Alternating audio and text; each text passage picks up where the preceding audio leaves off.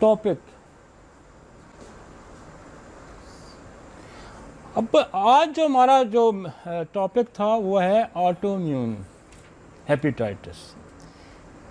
हमने आपको ये समझाया हुआ है, पिछले मेरे 7-8 लेक्चर आ रहे हैं कि आपका जो मदाफ़ती निज़ाम है बहुत सारा, काफ़ी सारा बड़ा मदाफ़ती निज़ाम है। आपकी स्किन है, आपके लिप्स हैं, आपके नाक के अंदर मदाफ़ती, आपके गले के अंदर है। अल्टीमेटली जो मदाफ़ती निज़ाम है आपका वो है ब्लड के अंदर।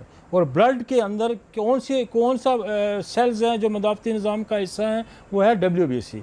और WBC के अंदर क्या है, मैक्रोफेजेस हैं, T सेल है, B सेल है, जिसने मदाफ़त करनी होती है। पूरी कोई भी फॉरेन बॉडी जब आप पे हमलावर होती है तो वो जो है आपका T सेल जो है वो एक्टिव हो जाता है और उसने क्या करना होता है, उसके ख़िलाफ़ फ़ाइट करनी होती है। मैक्रोफेजेस ने फ़ाइट, बल्कि वहाँ जो ये मैक्रोफेजेस जो होते हैं तो खुद बम्बार्ट, बल्कि कहते हैं ना खुदकश बम्बार्ट होते हैं कि ये मारते भी हैं मरते भी हैं। और फिर इन्होंने T सेल ने एक B सेल है हमारा बॉडी के अंदर, उसको इन्फॉर्म करना होता है कि देखें मेरे पास जो फ़ौज थी, हमारी अपनी जो फ़ौज थी, वो फ़ौज अब नाकारा साबित हो रही है। ये बाहर से जो एंटीबॉडी आ गई हैं, जो फॉरेन बॉडी आ गई हैं, ये बहुत ज़्यादा हैं। तो B सेल क्या करता है, उस फॉरेन बॉडी की तरह अपने अंदर से नई एक फ़ौज बनाता है। अब वो जो नई फ़ौज बनती है उसने क्या करना होता है कि दुश्मन को मारना है।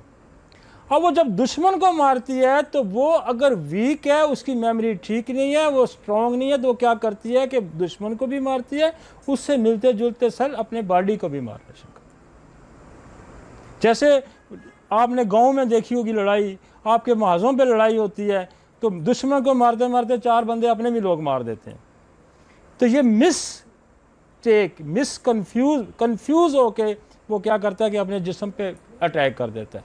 तो यहाँ क्या करता है कि वो एंटीबॉडी जो B सेल ने बनाई थी, जिसने फॉरेन बॉडी, चाहे वो कोई भी है, चाहे वैक्सीन के बाद आपका इम्यून सिस्टम एक्टिवेट हुआ, चाहे खसरा आया तो आपका सिस्टम जो है एक्टिवेट हुआ, चाहे मलेरिया आया, चाहे डेंगू आया, किसी भी फॉरेन इन्वेडर की वजह से आपका इम्यून सिस्टम एक्टिवेट हुआ और उसने अटैक किया फॉरेन बॉडी को, और साथ ही उसने अपनी बॉडी पे भी अटैक कर लिया। तो यहाँ क्या होता है कि ये जो है, ये अगली स्लाइड दिखाएं, इस पे ये जो करता है, ये एंटीबॉडी जो आपकी बनती है, इसने फॉरेन बॉडी को अटैक किया और साथ लिवर के सेल को मारना शुरू कर दिया। लिवर के cell. An autoimmune disease that attack and inflammate the liver.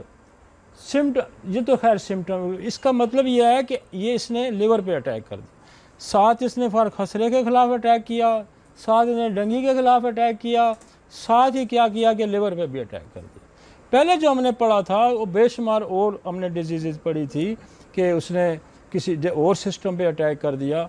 अब ये हमारा जो है, इसने कहा है कि ये इसने, अब होता यह है कि ऑटोइम्यून हेपेटाइटिस की पैथोजेनेसिस आपने थोड़ी सी समझी है कि इसके अंदर क्या होता है कि ये बेसिकली आपका ये HLA जो एपिजेनेटिक्स है, कुछ इसके अंदर वो कह रहा है कि जेनेटिक फैक्टर्स हैं। जेनेटिक फैक्टर की वजह से आपका जो इम्यून सिस्टम है वो वीकनेस की वजह से वो डायरेक्ट टारगेट हिट नहीं कर रहा, वो कमज़ोर है और इम्यून सिस्टम वीक है, लिहाजा वो शनाख्त करने में गलती करता है। जब शनाख्त करने में गलती करता है तो वो कहीं ना कहीं अटैक करता है। तो वो कहता है आपको कि आप कोई जेनेटिक फैक्टर पे गौर करें। एक तो हम ये कहते हैं ना कि जी आपको फ़र्ज़ करें कोई वैक्सीन लगी है, कोई वैक्सीन लगी है, तो उससे क्या हुआ, आपका सिस्टम एक्टिवेट हुआ और उस जिसके ख़िलाफ़ वैक्सीन लगी उसको तो उसने मारने की कोशिश की, लेकिन साथ अपने बंदे पे भी अटैक कर दिया। एक वो कहता है कि ये इसकी एक कमज़ोरी और भी हो सकती है, क्योंकि जेनेटिक फैक्टर्स भी हो सकता है। कि फ़र्ज़ कर जेनेटिक फैक्टर क्या हो सकता है, आपका कोई जीन वीक आता है, 30,000 जीन्स हैं, उसमें से कोई जीन भी वीक हो सकता है। मसलन फैमिली में टीबी चल रही थी,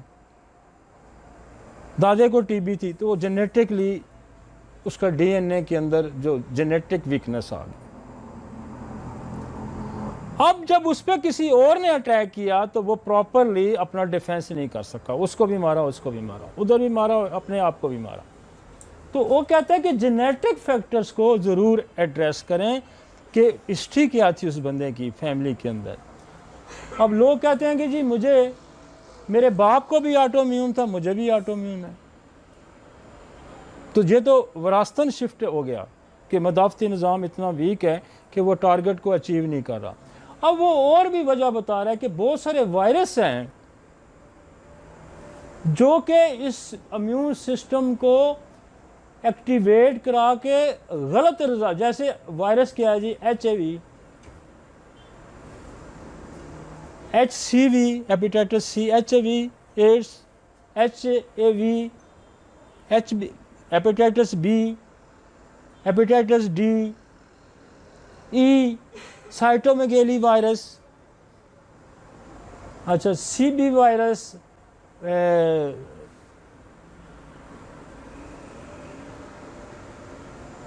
एक और MS वायरस, अच्छा ड्रग्स।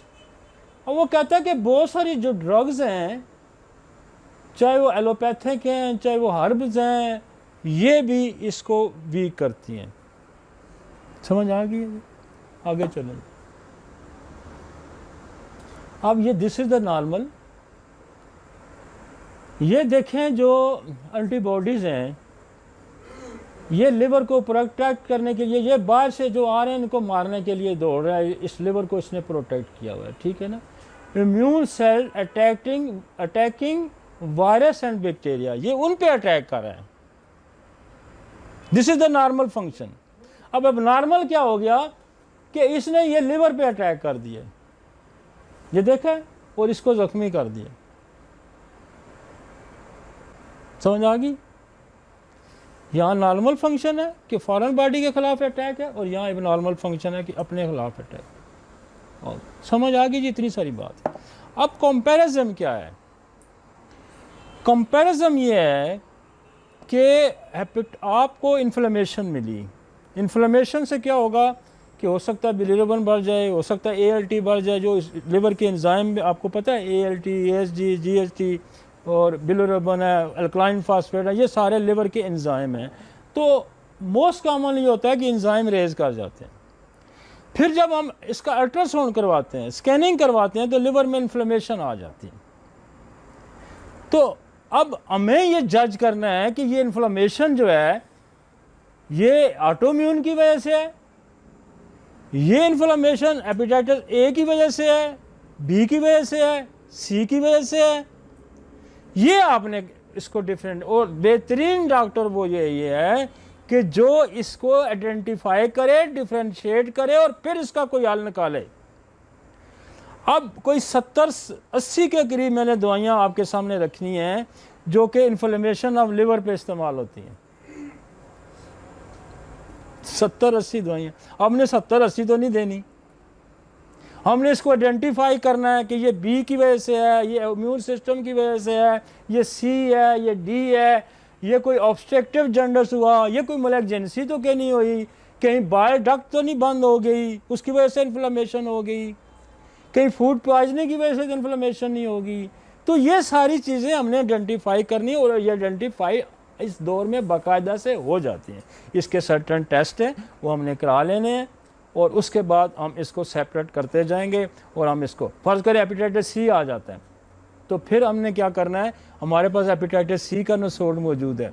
दवाइयाँ बाद दफ़ा वही इस्तेमाल होंगी, आपको नज़र आएंगी, चेरिडोनियम हो रही है, लाइको हो रही है, चुनेंथिस हो रही है, कॉर्डुवस मैरिनस हो रही है, क्रोटेलिस हो रही है।